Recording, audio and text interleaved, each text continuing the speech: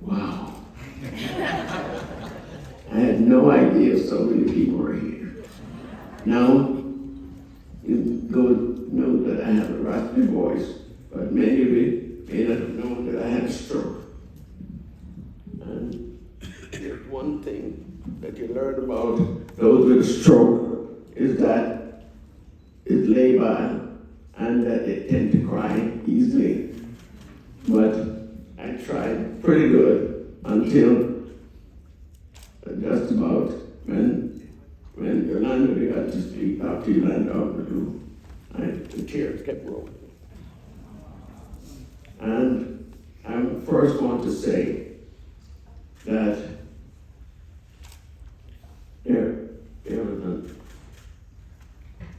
there was a man by the name of Claude McKay who wrote many poems and lived during the heart of the Renaissance period. And he would say, "It is the Negro tragedy I feel that binds me like a heavy iron chain. It's a Negro wound that won't heal because I know the keenness of his pain. Only a crumb." I won't even go through the rest of it. But just want to tell you that I do know, and because of the pain that and a reporter once wrote a story, he said, Shirley and Pulliam tend to champion for the poor, the underserved, the needy. Maybe she does it because she came from a third world country. Yes, I was born in Jamaica, and yes, I saw poverty, but I saw a great number of poverty right here in the United States. And so, and I discovered quickly after I got here that yes, America is the land of opportunity. It is one of the wealthiest countries in the world. But if the color of the skin happens to be black, it's not for everyone. And you have to fight. You have to work hard. And so that exactly, I had an immigrant drive to succeed, to fight hard. And I want to thank Dean Kirslin for her, numerous awards and recognition that she has given me. And let me just tell you a couple of them before I forget. She is a pioneer, and an endowment in my name, Shirley and Pulliam Endowment, and the board appointed to the Board of Visitors, and receiving the Dean's Award, and then my name on the building, and top it off, Dr. Gerald, you sent me a nice letter, and thank you again. And of course, to tell me that on May, 2 days before my 84th birthday, I will be receiving the honorary doctorate in public health.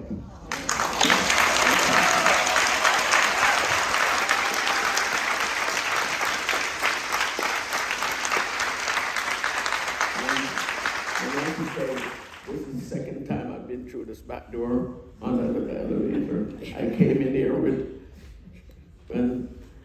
our Chancellor, Dr. Perman, when he was then president, after the monies he got to be able to bring little black boys and girls from the various schools in Baltimore City, and he had a white, remember your white coat, program that he had right here, and pair them with mentors so they become upstanding members of society and work in the healthcare delivery system.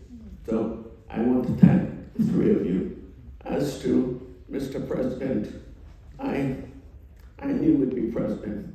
He was always, our desks was across from each other in the Senate, and I could push my chair over to him and ask him a question to elaborate on it, and he would over and over and explain, take time. And when I needed some extra money for one of my committee, I talked to him, and between he and Guy Guzun, they got me $25,000, but guess what? The government blocked all our money at the last minute.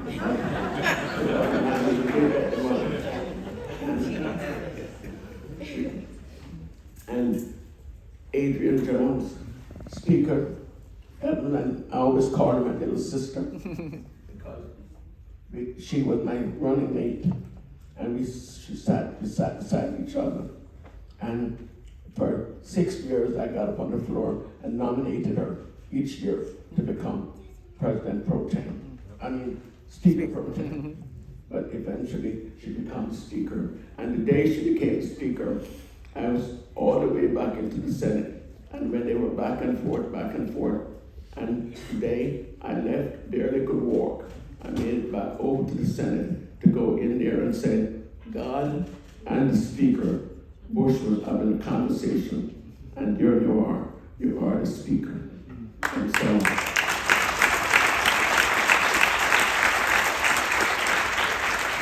I know the President and spoke about take your time. Justin Penderman and Peter Ham talk about the bills that I put forth. But one that they did not mention that I'm most proud of is creating the Office of Minority Health and Health Disparity in the Health Department.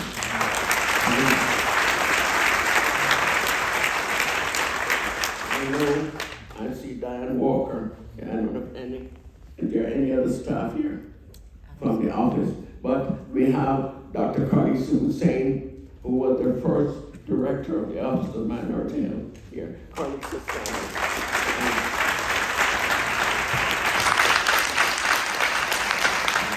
And I want to tell you this story. To be able to get that bill passed, there was no money. I couldn't get any money. And so I walked around and begged to get letters of in-kind contribution. And I got letters and letters. And then, luckily for me, I got the bill passed. And after I got the bill passed, she became the director. And she was also over the cigarette restitution fund that I had also worked on. And I went to Pete Rawlins, and I said, Pete, none of that money seems to be going back to the black community where the tar and nicotine had been pushed, and more lung cancer is in my community, and heart disease. And with that, somehow the Minority Outreach and Technical Assistance Program was created by Dr. Carly Sue Hussain. And so more money kept coming. And so the office was able to be funded. There are so many different little stories we can tell. What I want to say is that many people live to be my age to be able to see and to get this recognition. And Dean, the fact is that because of COVID, where Kenny Brown, my campaign manager, Kenny had planned,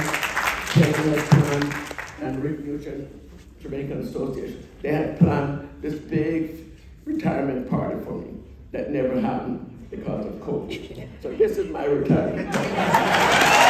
Yay!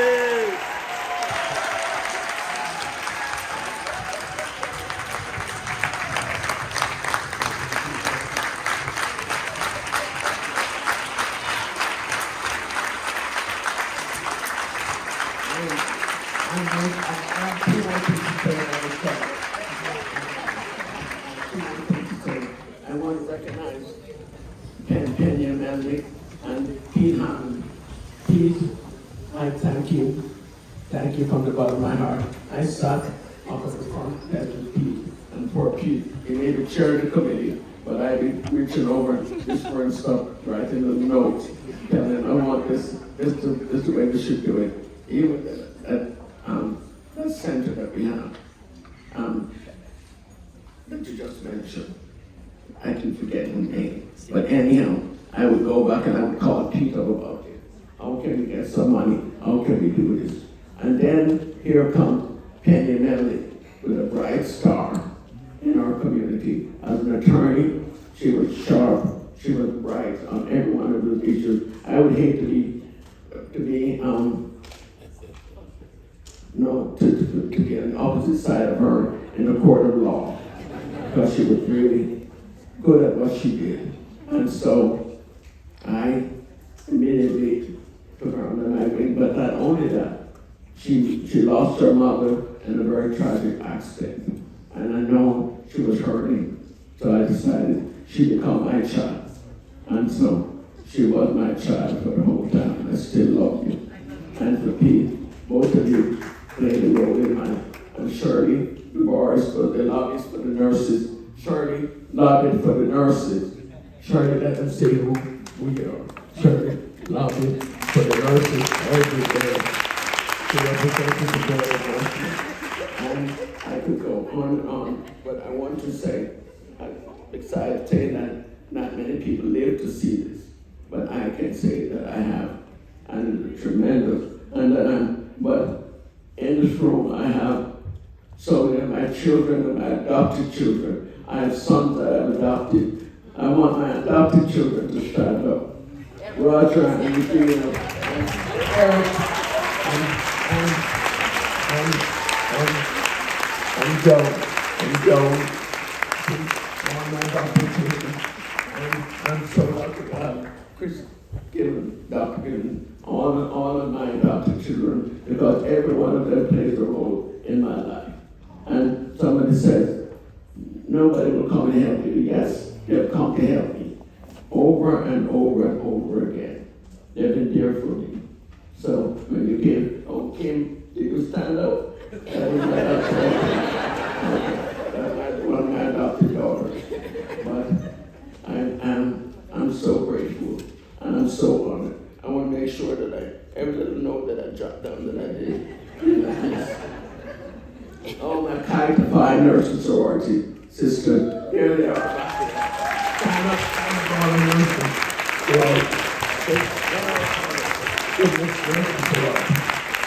Okay. And here comes our ambassador. And I'm so happy that you guys are here. Okay. Thank you so very much. And congratulations. Sorcerer Shirley Nathan Pulliam, we are honored and proud to grant you this small bouquet as a token of our appreciation for your leadership, your service to the Baltimore community, but more importantly, the service for humanity. This is on behalf of Gamma Chapter of Chi Phi Sorority and Rho Chi Chi Chapter of Chi Phi Sorority.